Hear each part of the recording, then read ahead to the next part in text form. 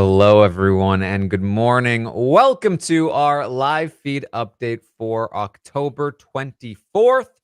I'm your host, Taran Armstrong, and I'm here today to update you on everything that happened yesterday on the Big Brother 25 live feeds. It was day 83 in the house, and, you know, it was a day. People talked, people campaigned, and we had one conversation that might be interesting. So with me to talk through it all is Matt. How you doing, Matt? I'm good. This is the point in the season where things get slow, hot take there. But just the conversations can run in circles and circles, and you can watch Bowie and Matt sit on the couch and talk about the same thing for upwards of like an hour and a half, and they haven't said anything new in that 90-minute time frame. But that's at this point in the season, there's nothing left to talk about. They're just rehashing the same conversations, and it is a little exhausting, but maybe we'll find something worthwhile here. Yep. That's the goal. That's the goal. There's not a lot though from yesterday. We'll talk through what we do have. Of course, Jag is the HOH. He has nominated Blue in America for eviction. America is not the target. Blue is the target, and that has not changed. The only real sort of like events from the week are that Felicia has kind of like lost her mind and sort of gone gone off the deep end in terms of her strategy. Listen, I tried to explain these yesterday. I watched it back because literally every single response to what I said about Felicia yesterday was like wildly not what I was saying, and I was like, "What did I not explain this correctly?" And I watched it back, and I didn't explain it very well. You had a long weekend. I had a long weekend. Also, like, I'm like responding to people that weren't on the podcast. And so like I'm assuming that people are already like up on what I'm responding to. What I was trying to say is that Felicia is not playing this like cerebral strategic game, looking from the perspective that we have in terms of like trying to maneuver her position to a spot that is better from the way that we are able to see it. And then like every single person on the internet is like, Felicia said she wants to be better than Cirie. See? Like, that's what I was saying, but that's fine. That's my fault. Um, I did try to explain both in the Q&A and in the roundtable last night if you're more interested in that perspective. But either way, Felicia continues to go about her daily Cirie duties here on day 83 as she continues to talk about Cirie to Matt, to Jag, and even at one point, as I have been made well aware of at this point, mutters under her breath, Cirie, you're not making final three. This has been something that's been bothering me about Felicia in the game for weeks now. Back when it was Izzy and Felicia on the block, I was very much hoping that Izzy would stay for a variety of reasons. But because as somebody rooting for Cirie, the Felicia, I guess, animosity towards her, as subtle as it's been and as, not consistent as it's been, it comes in spurts, has been there for weeks now since, halfway through the season. And it picks back up, and then it picked back up again when she was on the block against Mimi and all the, every so often. So it's just, she's made me so nervous all the way through. And then we got to this point last time that you and I talked on here, I was like, oh, Cirie's got Felicia back. Like, this is perfect. She's doing so well. And as reflected in her stock watch scores, things are starting to shift again, and Felicia's back on her BS, going off about Cirie and just telling it. It's so strange to figure out, and I don't envy you for having the job of having to try to figure out what Felicia's strategy is or what her mindset is, because she just comes into these conversations with the guys saying, Cirie this, Cirie that, and then goes back and talks to Cirie in a way that, like, I'm like, is she fooling me, or am I like it feels believable that she's still trying to strategize with her. It's just, this is the part of the game where Jag has been winning all the comps, and that's where the power is. So she's going to the power, and securing her place with them, or maybe not, or whatever it is. It's nobody knows how to navigate right now because it's been the same power structure for a while, and especially the same HOH back to back. This double really will shake things up, and I'm hoping that as of Thursday, Felicia will figure out what she wants to do with herself, because if this gets back to Suri, it's going to get messy, but maybe that's what I want.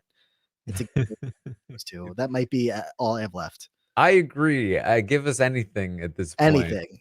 I can't help myself. I do find it interesting what we're seeing on a sort of like macro scale. Obviously not day to day, but like, I think that we often talk through the narratives of seasons and the individual players and the decisions that they make. And we also try to talk about the sort of more structured impact of the game and how different alliance structures and power structures influence people. But like, I think this season is a good example of how sort of power structures set in place can really alter the kinds of decisions and that individual players make. Mhm. We can like rag on players like Bowie who may have done this anyway, all we want, but to watch somebody like Felicia, even at this point, who is a very fiercely individual player, a very fiercely sort of like self in a good way, selfish. Like I want to have power, maintain power, control the game, make big moves, but has consistently over 83 days not been able to, except for the one time she won a crapshoot competition and basically be told over and over, you're not capable of winning these things. You're not somebody who gets to wield power in this game.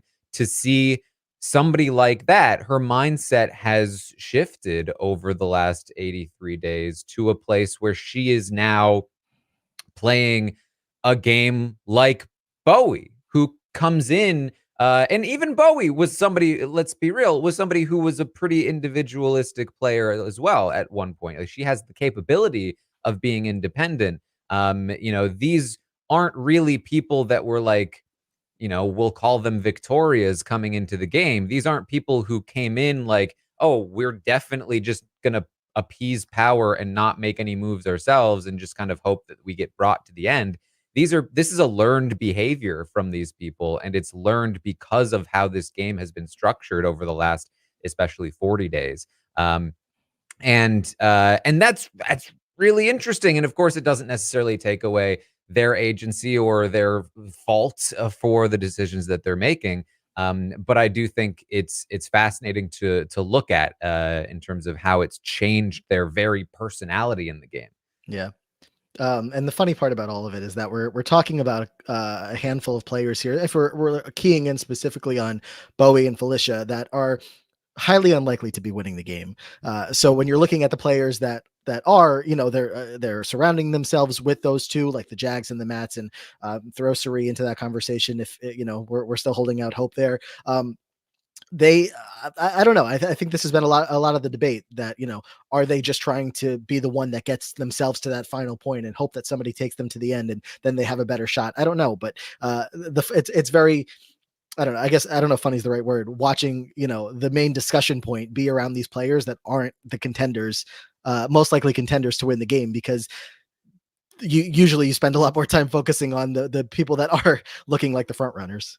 Well, I mean, that I think that's interesting too, right? Because Jag is a player that came in as a team player, as a I will play for the team, so much so that he literally sat on the block, didn't rat his alliance out, and got himself evicted. Hmm. Um, but it's the reverse for him. As he got more and more power, he became more and more individualistic, more and more independent and selfish in the game. And it's very interesting to me because I don't think that it's 100% just innate to the players. I think that we are seeing people who came in with the intent and ability and inclination to play a certain way, and then the game kind of pushed them into uh, sort of different paths of you know different paths of gameplay. Mhm. And I think it's very interesting to sort of look at how that happens. Yeah, again, I'm really excited for Thursday to get the ball rolling here. Day 83, you said. So we're really getting close to the end of this thing, and I think it's about time that we start, sliding some pieces off the board and making our way to the end, so that everybody can kind of, let's either get Jag out, not get Jag out. Let's whatever's going to happen on Thursday. We'll finally get everybody kind of more cemented in their place of this end game. So I'm looking forward to that. Mm-hmm. So, uh, Suri is going to spend some time, and we're not going to spend a lot of time on any of the campaigns really, because none of them matter at all.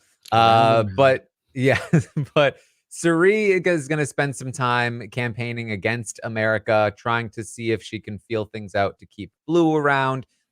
She does talk to Matt about it, and that's where the most interesting conversation of the day comes in. Um, where Matt is first of all not biting on the Blue thing. He says that Blue is just a better competitor. That's why she's got to go. But he does tell Suri that his ideal scenario is that at the final four, he wins that HOH. He puts up Jag and Felicia, maybe whoever else is there. And then Suri can vote out Jag. He knows Jag needs to go. He says something along the lines of like, the TV will be very shocked. I love Jag, but and so on and so forth. This, as we talked about last night on the roundtable, it is in line with a lot of things that Matt has been saying, has said in the past, has done in the past in terms of like being willing to make these kinds of moves, knowing that he needs to cut certain people to win, being willing to cut Jag in the past. However, there is some doubt about whether this is true. Matt has expressed to Jag that they need to do something to make sure that Jag is safe in the event that he's on the block. And that includes promising things to people like Suri. But, again, this wasn't so much a promise to Suri. He didn't even say, I'll take you to the final two, like he said he might to Jag. He just said, I'm going to cut Jag at the final four. He also didn't inform Jag about this conversation and also mischaracterized the conversation afterward as Jag asks Matt if Suri was trying to keep Blue, which she very clearly was, and Matt says no, and continues to feign ignorance about it over the course of the day, despite the fact that Suri is very obviously trying to keep Blue for most of the day. Yeah, and that conversation could work both ways for Matt. Obviously, he's telling Suri something that if that is his plan, then he's letting her know what his intentions are. That I may cut Jag at a certain point. I'm thinking about it, so like, don't worry that you're going to get down to the end and it's just going to be the two of us steamrolling to the end. Like, I'm still thinking about cutting Jag, and then exactly kind of like you were saying, if it gets back to Jag in any way, then he'll just say, well, I had to tell her that because otherwise, they think that we're linked up together and they think that we're never going to cut each other and they're not going to trust us.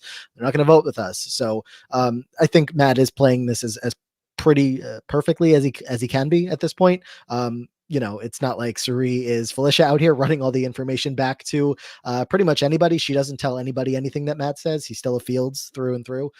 Matt and Blue are the only Fields left in the house besides Suri. So, they're still under her wings at the moment. But if the double shakes anything up, if Suri does happen to win this HOH and she has to put up Matt and Jag like she's been telling people she knows she has to do, things could get hairy.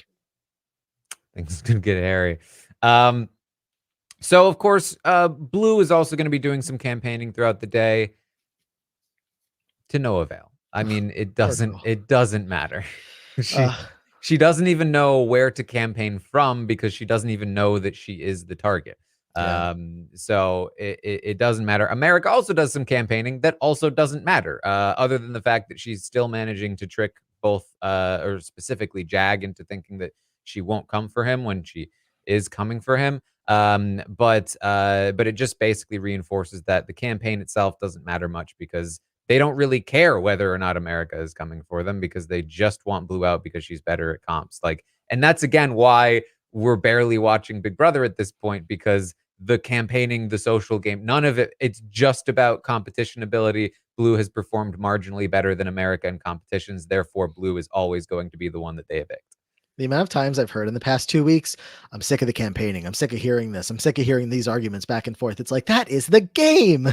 That is what people are here to do. At least with Corey last week, people were giving him the grace of being like, all right, well, like he has to fight for his life. He got this far. Like, why would we expect anything else? But they were still saying that. Bowie literally coming to him and saying, like, no more, zip it, cut it off. And it's just continuing this week. It's like, I don't want to listen to Blue going off again about her campaign. Like, it's just getting exhausting. That's literally the game. That's what she has to do. That's what you will have to do when you're on the block, if that ever happens. But yeah, Blue doesn't know. Watching Suri be the person on the receiving end of Blue's campaign, where Blue, or not Blue campaigning to her, because obviously Blue thinks Suri's vote is a lock. But when Blue goes to Suri saying, I think that we can do this, maybe with Bowie, maybe with this and that, and Felicia, and Suri is keeping her mouth shut because she knows the smart thing to do is not be the one to tell Blue herself. It's so hard to watch. Especially because even though Suri hasn't told Blue herself, she still has gotten in trouble for telling Blue, even though she hasn't. Yeah. So she might as well at this point. Yeah. Well, she, as many people have said, Suri, getting through this season with the allies that she has, that in any other world you would think might be okay allies, but these people just happen to love ratting out things that she says. It's not something that Suri, as far as I've ever been able to witness, has experienced before. But she's also never played a game where you have nothing to do but sit around and talk for hours and hours and hours and 100 days before. So it's different. We go through a lot of the day doing stuff like that. Suri is going to talk to Felicia about Blue leaving. Suri basically, after a day of campaigning, has realized there's no shot. She already kind of knew there was no shot, but she gave it an attempt anyway.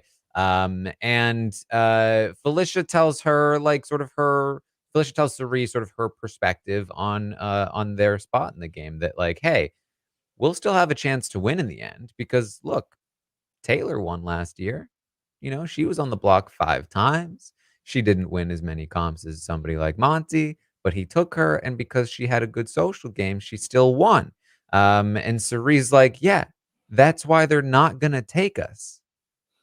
They're gonna take Bowie, who doesn't have a social game, because Bowie just woke up yesterday. And like that's not good for us. What are we gonna do when Bowie comes out with a final 2 speech calling herself, the shield, or I don't remember the exact wording that Taylor used. What if Bowie pulls that out? She gives it her best. It won't matter. They'll have made up their minds already. I know, but imagine. It would be like Lawyer Bowie comes out. And she puts on the wig, the barrister wig, and she states her case. It would be good. And she's gonna have like pretty high confidence in herself, thinking she's gonna be able to pull it out. I've never seen anything from Bowie that suggests to me that she's like nervous about that for herself. I mean, I could have just not seen it, but I feel like she's the type of person or player that thinks, if I get there, I think I could win. And no. Yeah, I mean, no. yeah, it's just like I've probably given more credit to Bowie than most, and I deservedly so at times. Exactly, I think justifiably so. I think that and when because I don't even think it's fair for Suri to say she woke up yesterday. In fact, I think it's the opposite. I think she went to sleep yesterday. I think that she had been playing, but nobody was giving her credit for it. And then she has recently shut down, and it has that just has finally reinforced what everybody assumed about her the whole time, which is that she was never an actual player in the game. But she was a player in the game up until recently, where she has not a player in the game. She's become Matt and Jack's player in the game. Exactly. Suri says to Felicia, don't tell anyone. Great. But Matt told me today he knows Jag needs to go. And I don't know why Suri is telling Felicia this, because Suri is trying very hard to get Felicia to take a shot at Matt and Jag. And maybe she just feels like anything to shake up the status quo at this point, because nothing she's doing is working. But Felicia's response to this is, oh, Exactly. Perfect. This is why we need to not take a shot at them in the double eviction. We need to take a shot at Bowie. Because if we take a shot in the double, we'll be taken out right after. And this is the problem. This is the issue, is that there are still too many of these physical competitions. We need to wait until these mental comps come up. If we take a shot, they're just going to win again. We need to wait until the end when they can't retaliate. That's the only hope from Felicia's perspective. And so that's what Felicia wants to do. She wants to nominate America and Bowie in the double eviction and vote out Bowie. Which, of course, if you think that through, means that since Matt or Jag are basically guaranteed to win one of the vetoes, they will they use the veto on Bowie is a good question. Doesn't really matter. They don't have to, because guess what? If you leave them off the block, they won't vote Bowie out. And there's only 2 votes. Or are you? Oh, sorry. There's only 3 votes. You only need 2 votes to carry the vote. This hurts. I can't keep talking about it. It's so painful. So if Felicia wins the HOH and does this, America is gone. Look, yeah, I have to hope that in the heat of the moment, a double eviction, tension is high, emotions are high, adrenaline is high. People are running into rooms, having quick conversations. And I have to hope that Cirie, America will be there with Felicia and get in her ear and say, you can't do whatever silly thing you think you're about to do. The only shot we have at this game, and the only shot we have to have any of us win a competition that are not Matt and Jag, is by getting one of them out tonight. I don't think it's going to work. I don't think it will either, but you have to hope. If there was more time, if it wasn't a double eviction, I think it could work. But I think it's too short of a time to shift the gears. You know what I mean? I talked about this last night, but it's like the structure, the power structure has put a fog over people's eyes, over Felicia's eyes. And I think it takes some time to be like snapped out of it, you know? And I don't think there's going to be enough time. I think she's deep in there. Cirie's going to talk herself onto the block. She's going to go to Felicia and say, we have to do this. We have to do Matt and Jag. That's the only thing that makes sense. Next person that comes in is going to be Matt or Jag, talks to Felicia. She's going to say, Cirie's trying to get you guys up on the block together, but I'm going to flip the tables and put her up. And then we'll keep her, but I want to show her that that she doesn't have the power here, that I'm the HOH. And then America goes home. Yeah, and then again, I'll bring up the scenario I brought up yesterday, which is like, okay, maybe Felicia doesn't win, maybe America or Cirie win, because they have a conversation after this conversation with Felicia where they both agree the shot needs to be taken. If they win in the double eviction, they have to put up Matt and Jag. The problem is, again, if Matt or Jag are basically guaranteed to win the veto, one of them comes off the block. How do you then get the other one out? Because if you put up Felicia, then Bowie and, let's say, Jag, who comes off the block, both vote out Felicia over Matt. If you put up Bowie, then Matt or Jag plus Felicia, who wants Bowie out, probably just vote out Bowie. And look, I'll take that. It's better than nothing. I'll take it. Now you're still stuck with both Matt and Jag. So it's a pretty tough spot there. I mean, there's a much better argument if Felicia's not the HOH to say, listen, I'm getting the blood on my hands. Mm-hmm. You two are just the votes. They're coming for me more than they're coming for you. Just get one of them out, have the blood be on my hands, and now one of them is out.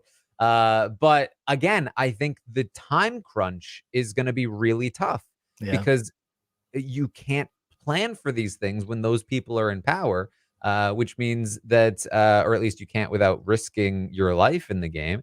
And I don't think there'll be enough time to really make a big shift during the double. So we will see. Thursday really has the potential to be one of the most unwatchable or disappointing double evictions of all time. So just the last real thing I want to bring up here is that the thing that hammers it all home, Felicia and Bowie talk. And Bowie says, you know, everyone's mistake in this game has been trying to get the big players out. Even if you get them, then what? You got to get to the end. It's really hard. And Felicia agrees. If you get to the end, that's the accomplishment. And you're close enough to the end, to the finals, that it's like, hey, you're almost there. You might as well just make it all the way. And it's like this is what's interesting to me, is that like this is the perspective that they have adopted in this game. It's like the idea of actually being able to win power themselves is so removed from their minds that they've managed to convince themselves that this is actual logic. Mhm. It's absolutely wild. It's the reality that we live in until any kind of change gets made with these competitions, which I think a lot of people out here are probably losing hope on that aspect. This is the world that we live in. That people, we just talked about how similar of a spot that they might be looking for, and their philosophy on the game. And at a certain point, I can't even blame them. It's just they don't. The power has not come to them. I mean, it came to both of them once throughout the season, but just it's not something that people have realistically expected them to get again, or either one of them seem to. I mean, maybe they have hope that it could come to them again, but it just keeps going to Jag, and then Matt, and then Jag, and then Cameron, and then Corey, and then well, not Corey, but yeah. Yeah. So that's kind of where we are. The plan right now is to tell Blue at some point when Jag feels like it, that she's gonna be going home. Um, when that will be, honestly, probably not today. They'll probably wait until Wednesday or Thursday, considering that there's no real plan to do it, and Jag probably won't want to do it. My like wouldn't it be great would be like that they never tell her. Oh, That I mean, listen, either tell her now so we can actually get something happening, or don't tell her at all and make it a blind. Don't waste the entire week with nothing happening. Then tell her right before when the feeds are off. So it's not a blind side, but also we got none of her actual campaign or reaction. That's the worst. Okay, don't do that if you go on the show. Don't do that. It's not even good for your game. at least last week, Corey knew that it was him all throughout the week. You get a good example of somebody who knows it's him without anybody maybe directly telling him. Maybe they did, I don't know. But like all throughout the week, he knows he's going home and he's still doing his campaigning. And he had conversations with people where people were coming to him saying like, yeah, we still haven't like locked it in for sure. People are still kind of up in the air. And he's like, okay, I know what that means. I know that means that it's me. Blue is not quite the same person, same player, able to pick up on the same kind of cues. So while people are saying something similar or maybe reassuring her, she doesn't have that next gear to click into to realize that everybody's just feeding me a bunch of crap and it is me going home. So if that comes up in the next couple days, or not the next couple days, if that comes up today or maybe early tomorrow, then maybe we have potential for her to, I don't know, keep trying something or try something bigger, take a bigger swing, call some more people out, or go for anything more than she's doing now. But right now, she's just kind of content. Like she definitely doesn't feel as secure as like 100% secure, but she doesn't feel less than 50%. Mm. If I ever go on the show, Okay, I'm gonna be bitter in the reverse direction. I'm gonna be bitter if I get a heads up that I'm gonna be evicted. right. Like, you didn't blindside me? How dare you? You think so little of me as a player that you think you can just tell me and I can't do anything about it, and you're gonna rob me of a great blindside moment. Screw you. You're not getting my No, vote. no, I don't like this, Taran. I think I can picture exactly how you would react if you were told that you were going home. You wouldn't let I'd be anyone, annoyed. I'd and be you like, would let everyone blindside me. know. Yeah. And I would like to see that on feeds more than I would like to see you blindsided. That's fair. You would go off on a lot of people in the house, spill every single bit of information you've heard since day one, and it would be a lot better feeds than just Julie, than your react face when Julie tells you you're going home. I So would be a very good rat. I mean, like, I'm very practiced at remembering conversations. yeah. Like you'd probably stew on it for a little bit like Corey did, but then I don't know if America's in the house with you, but sitting there and actually focused on the game and thinking, every single conversation that you've had and what can be used in the right spot. And even if you don't see a path for yourself, I think you're still going to go out there and cause havoc on the way out. People Mm. may not expect that, but I know that's there. All right. Well, anything else you wanted to bring up, Matt? No, again, these people are frustrating me. They're just spinning in circles, saying the same things over and over again, and nothing's getting anybody anywhere. If Blue finds out that she is for sure at the one at this point the one going home, then maybe we get something. If Felicia's information leak to the guys gets back to Suri, maybe we get a little bit of excitement in the next couple of days. But otherwise, we're just all eyes on Thursday night. So that's that. All right. Well, that's what we have for you today. Of course, head over to robisawebsite.com. Make sure you're checking out the tickets for our live show coming up in just about a week at this point. Ooh. Just it's next week. So if you don't have tickets yet, then what are you doing with your life? I mean, if you missed this, what have you done? Hey, I didn't see you in New York. Oh, this is a better show. Matt. Oh, Taylor's gonna be there. that's true. So make sure you check out those tickets. You can of course find me tomorrow back here 11 a.m. Eastern, where I will update you on anything that happens today on the Big Brother 25 live feeds. I'll also be live on Twitch, twitch.tv/Taran Armstrong tonight, watching tonight's episode live with all of you. And you can find me on Instagram and posting things on Twitter and all that kind of stuff as well. Matt, what do you got going on? On Twitter at Matt Liguori, and podcasting about the challenge. Scally and I have been going over on the Dom and Colin podcast for years, but we recently just branched out. So check out our Challenge 39 content starting essentially now. It's already, we had an episode 0 and then the season starts this week. So over on the Free Agents podcast feed. So check us out there. And just whatever else is going on here for the last couple of days of the season. We're getting very, very close. All right. Well, thank you all so much for joining us here today, and I will see all of you next time.